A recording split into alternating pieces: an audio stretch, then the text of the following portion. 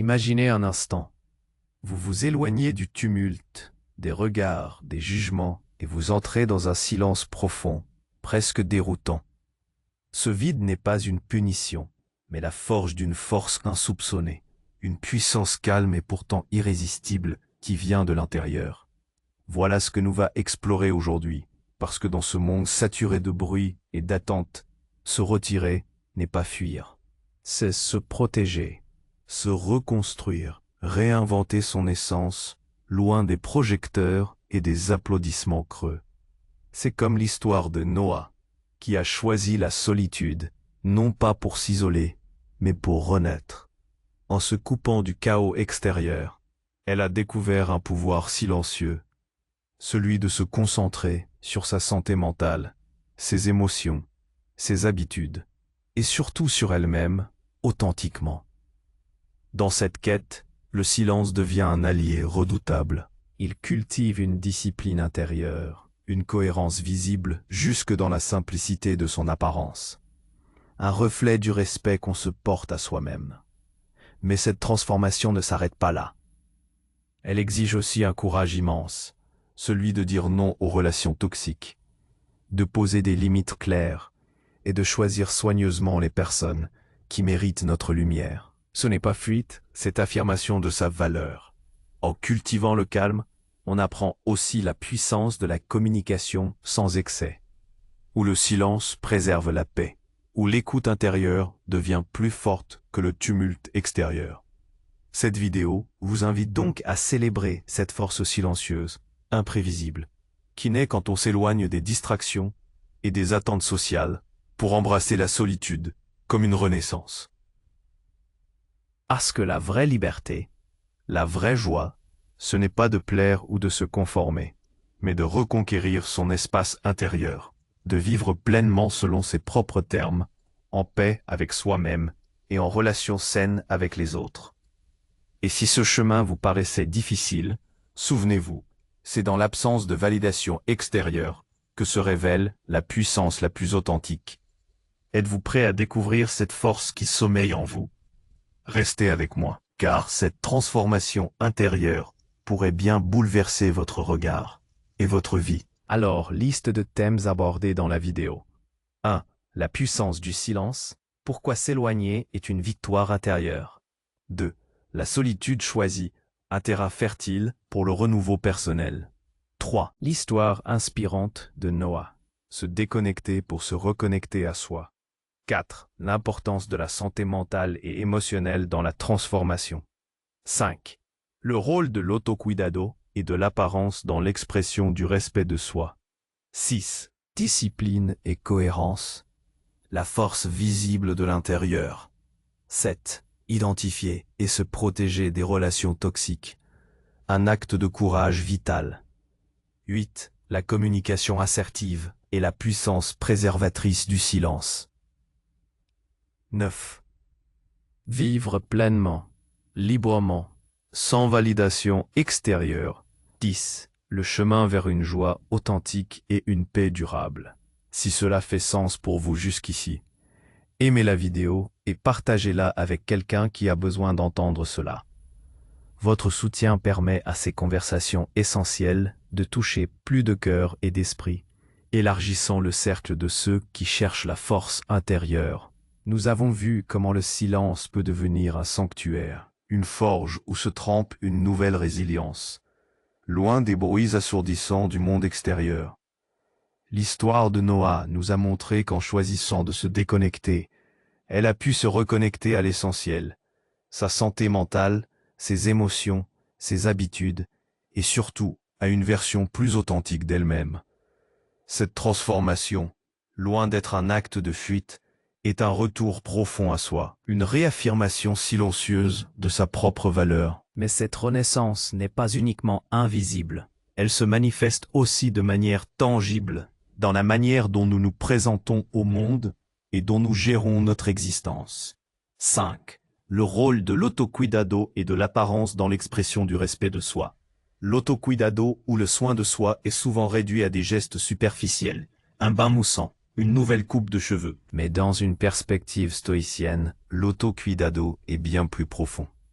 Il est une manifestation extérieure de la discipline intérieure et du respect que l'on se porte. Pensez-y. Lorsque vous prenez soin de votre corps, de votre hygiène, de la simplicité et de la dignité de votre apparence, vous envoyez un message clair à vous-même et au monde. Ce n'est pas de la vanité, mais de l'ordre. C'est reconnaître que vous êtes un temple que vous habitez et que ce temple mérite d'être entretenu avec diligence. Les stoïciens considéraient le corps comme un indifférent préféré. Il n'est ni bon ni mauvais en soi, mais il est préférable d'avoir un corps sain et bien entretenu. Pourquoi? Parce qu'un corps en ordre permet à l'esprit de fonctionner plus clairement. Lorsque Noah a commencé à se reconnecter à elle-même, l'une des premières choses qu'elle a rétablies a été une routine d'autocuidado. Non pas pour impressionner, non pas pour suivre les diktats de la mode, mais pour retrouver un sentiment de dignité personnelle. Elle a choisi des vêtements simples, propres, qui reflétaient son état d'esprit calme et posé. Ce n'était pas une question de luxe, mais d'harmonie. Son apparence est devenue le miroir de sa force intérieure retrouvée, un symbole de son auto-respect. Dans le monde moderne, l'apparence est souvent une source d'anxiété et de conformité. Nous sommes bombardés d'images idéalisées, poussés à consommer pour être au top. Le stoïcisme nous invite à déconstruire cette pression. L'autocuidado authentique n'est pas une quête d'approbation externe, mais une affirmation de notre souveraineté sur notre propre être. C'est se lever le matin, prendre le temps de se préparer non pas pour les autres, mais pour soi-même. C'est choisir la qualité plutôt que la quantité, la simplicité plutôt que l'excès. C'est une discipline tranquille qui dit « Je me respecte suffisamment pour prendre soin de moi, indépendamment de ce que le monde attend. » C'est une déclaration de notre valeur intrinsèque, une manière de dire que nous sommes dignes de notre propre attention et de notre propre effort, un pilier fondamental de notre résilience. Discipline et cohérence, la force visible de l'intérieur.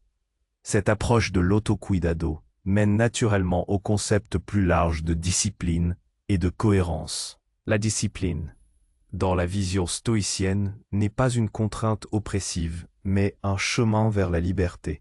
C'est l'art de diriger nos actions et nos pensées vers ce qui est juste, sage et vertueux. Lorsque l'on cultive une discipline intérieure, celle-ci se manifeste inévitablement à l'extérieur, créant une cohérence qui devient une source de force visible, même dans le silence. Pensez à un athlète. Sa performance est le fruit d'années de discipline invisible. Entraînement quotidien, régime strict, sommeil régulier. Le résultat est une force et une agilité manifestes. De même, la discipline stoïcienne forge une force de caractère. C'est la constance dans nos habitudes saines, la régularité dans notre pratique de la réflexion, la fidélité à nos principes.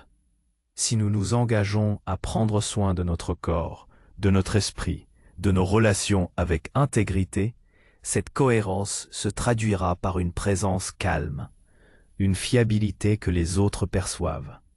Nous devenons des personnes sur lesquelles on peut compter, non pas parce que nous cherchons leur approbation, mais parce que nous sommes fidèles à nous-mêmes. L'histoire de Noah en est un exemple poignant. En se retirant, elle a eu le temps de réévaluer ses priorités et d'instaurer de nouvelles routines. Elle a commencé à méditer chaque matin, à lire des textes enrichissants, à planifier ses repas avec attention. Ces petites actions, répétées avec persévérance, ont créé une nouvelle structure dans sa vie. Sa cohérence n'était pas bruyante ou ostentatoire. Elle était palpable dans sa démarche tranquille, dans la clarté de son regard, dans sa capacité à rester sereine face aux imprévus. Les autres ont remarqué ce changement, non pas comme une transformation radicale, mais comme une consolidation de son être, une force tranquille qui émanait d'elle. Les stoïciens nous enseignent que la vertu est le seul bien, et que la vie vertueuse est la vie cohérente. La prudence nous aide à discerner ce qui est bon, la tempérance à modérer nos désirs, le courage à affronter les difficultés et la justice à agir avec équité. Ces vertus, une fois intériorisées, deviennent les piliers de notre discipline. Elles nous guident non seulement dans les grandes décisions, mais aussi dans les innombrables choix quotidiens qui, mis bout à bout, façonnent notre caractère. La force visible qui en résulte n'est pas une façade, mais l'éclat authentique d'un esprit bien ordonné, d'une âme en harmonie avec elle-même et avec le cosmos. C'est la promesse d'une stabilité intérieure qui ne vacille pas, même quand le monde autour de nous semble s'écrouler. 7. Identifier et se protéger des relations toxiques, un acte de courage vital. Ce chemin vers la cohérence et le respect de soi nous confronte inévitablement à un aspect crucial de notre vie, nos relations. En cultivant la force intérieure, nous développons une acuité accrue pour distinguer ce qui nous nourrit de ce qui nous draine. Identifier et se protéger des relations toxiques devient alors non seulement un acte de prudence, mais un acte de courage vital. Les stoïciens nous rappellent la dichotomie du contrôle. Nous ne contrôlons pas les actions des autres, leurs jugements, leurs émotions, mais nous contrôlons nos propres jugements, nos réactions et nos choix de qui nous laissons entrer dans notre cercle intime. Une relation toxique, c'est celle qui compromet votre paix intérieure, qui sape votre estime de soi, qui vous pousse à agir contre vos principes ou qui vous enferme dans un cycle de négativité. Cela peut prendre diverses formes. Un ami constamment critique, un partenaire manipulateur, un collègue qui diffuse la discorde, ou même un membre de la famille qui se nourrit de votre énergie. Le courage, ici, réside non pas dans l'affrontement systématique, mais dans la capacité à poser des limites claires. C'est le courage de dire non, non pas par égoïsme, mais par autopréservation et par fidélité à soi-même. C'est comprendre que préserver notre proérésis, notre faculté de jugement moral, est primordial. Se laisser emporter par des dynamiques toxiques, c'est renoncer à cette souveraineté intérieure. Ce n'est pas facile, car ces relations peuvent être ancrées dans l'habitude, la loyauté mal placée ou la peur de la solitude. Noah a dû faire face à cette réalité. Après son retrait, elle a vu avec une nouvelle clarté comment certaines relations la tiraient vers le bas. Elle a réalisé que certaines amitiés étaient basées sur la critique mutuelle et la plainte, plutôt que sur le soutien et la croissance. Avec courage, elle a commencé à réduire son exposition à ces influences. Cela ne signifiait pas de la rancœur, mais une séparation délibérée, respectueuse, mais ferme. Elle a appris que dire non à ce qui nuit, c'est dire oui à ce qui est bon pour elle, ouvrant ainsi l'espace à des connexions plus saines, plus enrichissantes. Cet acte de détachement n'est pas un repli frileux, mais une affirmation de sa valeur. C'est une application pratique de la prudence stoïcienne. Évaluer les conséquences de nos associations et choisir celles qui sont alignées avec notre cheminement vertueux. C'est un processus continu, car la toxicité peut se manifester sous de nouvelles formes. Mais avec une conscience aiguisée et un cœur courageux, nous pouvons protéger notre sanctuaire intérieur et cultiver un environnement propice à notre épanouissement. C'est un rappel puissant que la liberté ne consiste pas seulement à contrôler nos pensées, mais aussi à choisir avec qui nous partageons notre précieuse énergie vitale. Haute. La communication assertive est la puissance préservatrice du silence. La capacité à identifier et à se protéger des relations toxiques nous mène directement à l'art de la communication assertive et à la sagesse du silence. Souvent, nous pensons que la communication efficace réside dans la capacité à toujours avoir le dernier mot, à argumenter avec force ou à exprimer chaque pensée qui nous traverse l'esprit. Pourtant, le stoïcisme nous enseigne une approche plus nuancée, celle où la parole est choisie avec soin et où le silence lui-même devient un outil puissant.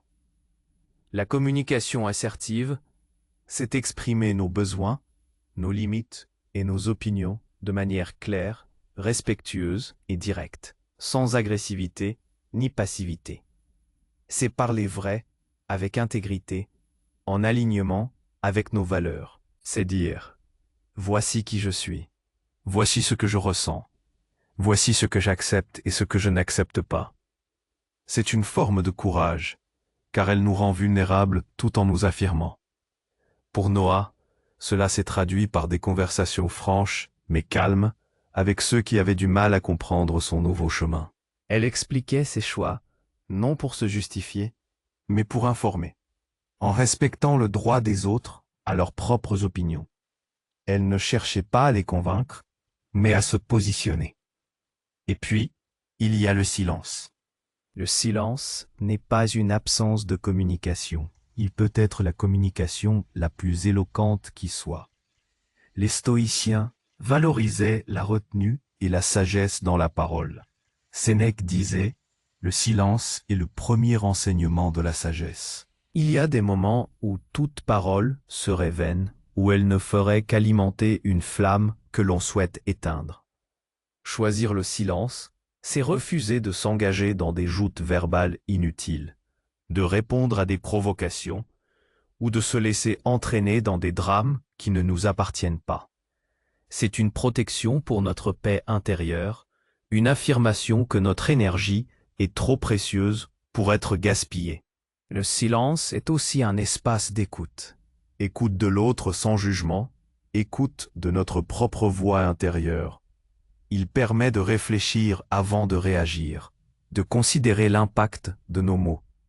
Dans nos interactions quotidiennes, être capable de rester silencieux face à une critique injuste, de ne pas se lancer dans une dispute stérile sur les réseaux sociaux, ou simplement de laisser l'autre personne s'exprimer pleinement sans l'interrompre, sont des actes de force. Ce n'est pas de la lâcheté, mais une maîtrise de soi, une reconnaissance que toutes les batailles ne méritent pas d'être livrées. C'est reconnaître qu'il est parfois plus puissant de laisser nos actions parler pour nous, plutôt que d'entrer dans un cycle sans fin de justification. Le silence préserve notre paix, renforce notre intégrité et nous permet de rester ancrés dans notre vérité, même lorsque le monde autour de nous exige une réaction immédiate. C'est la véritable éloquence de l'âme disciplinée. 9. Vivre pleinement, librement, sans validation extérieure. Tous ces efforts, le soin de soi, la discipline, la protection de notre espace intérieur par des limites claires et une communication réfléchie, convergent vers un objectif suprême, vivre pleinement, librement et sans la constante dépendance à la validation extérieure. C'est le cœur de la liberté stoïcienne, la promesse d'une vie eudaimonique, c'est-à-dire une vie florissante et vertueuse.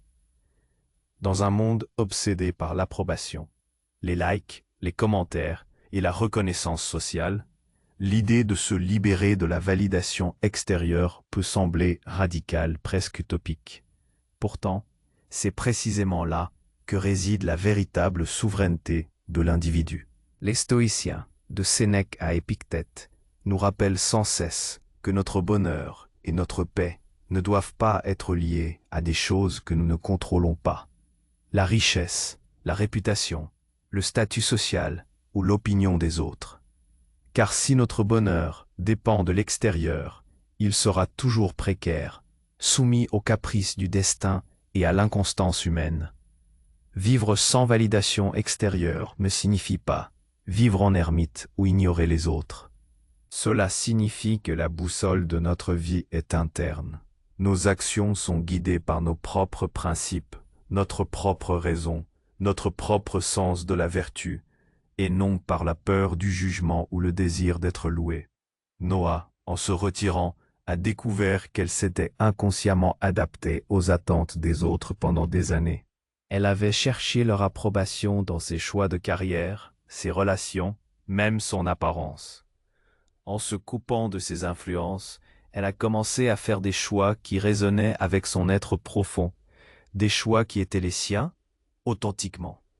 Cette liberté est une puissance silencieuse et inébranlable. Elle nous affranchit de l'anxiété de la performance, de la jalousie, de la frustration, lorsque les choses ne se passent pas comme nous le voudrions aux yeux du monde. Elle nous permet d'embrasser nos propres imperfections, de poursuivre nos propres passions et de trouver la satisfaction dans le simple fait d'agir avec intégrité.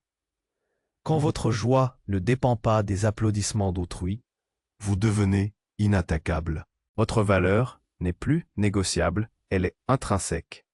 Vous êtes libre de vous tromper, d'apprendre, de grandir sans craindre le regard extérieur, car votre véritable juge est à l'intérieur. C'est une liberté radicale, celle de vivre selon ses propres termes, en accord avec sa propre nature, sans chaînes invisibles. C'est la source d'une force que personne ne peut vous enlever. 10. Le chemin vers une joie authentique et une paix durable. Alors, quel est le fruit de ce cheminement? Quelle est la récompense de ce travail intérieur, de cette discipline, de ce courage à se défaire des attentes du monde?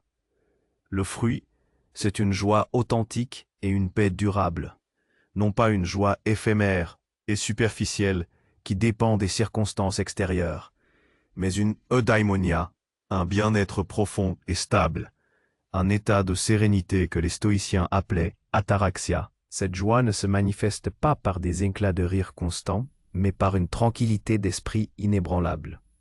C'est la satisfaction de vivre en accord avec la raison et la vertu.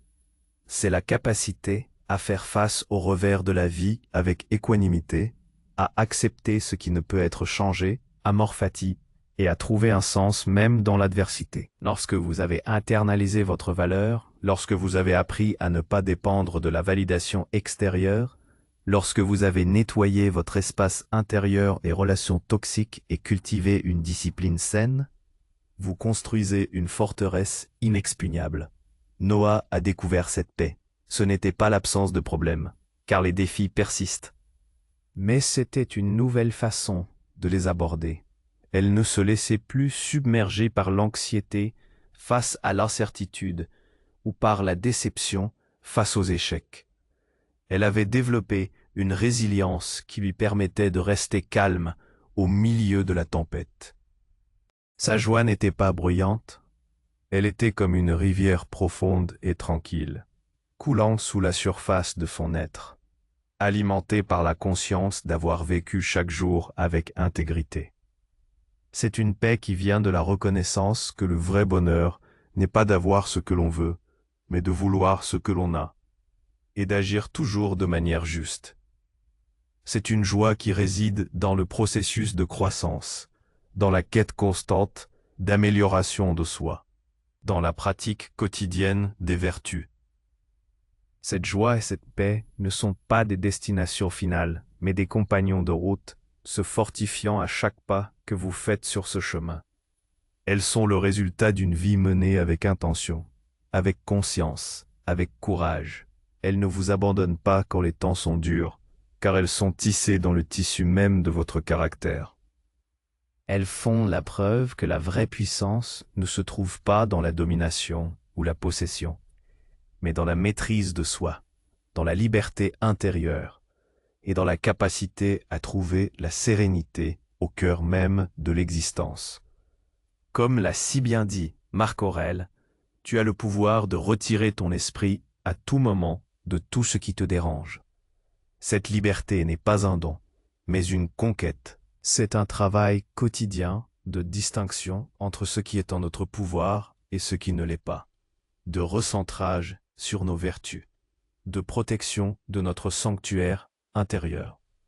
La force silencieuse que nous avons explorée aujourd'hui n'est pas une absence de bruit, mais une présence inébranlable, forgée dans l'introspection et la discipline. Elle nous rappelle que la validation la plus importante n'est jamais celle qui vient de l'extérieur, mais celle qui naît de l'alignement de nos actions avec notre propre conscience, notre propre raison. Alors, je vous pose cette question philosophique. Quelles sont les validations extérieures dont vous êtes prêt à vous défaire pour reconquérir votre souveraineté intérieure et faire briller votre force la plus authentique? Si cette vidéo vous a inspiré, n'oubliez pas d'aimer et de partager la chaîne. Votre soutien est précieux pour continuer à explorer ces chemins de sagesse.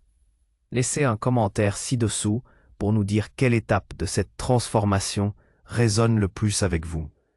Quels sont vos propres défis et vos propres victoires sur ce chemin de la force silencieuse? Partageons nos réflexions et grandissons ensemble.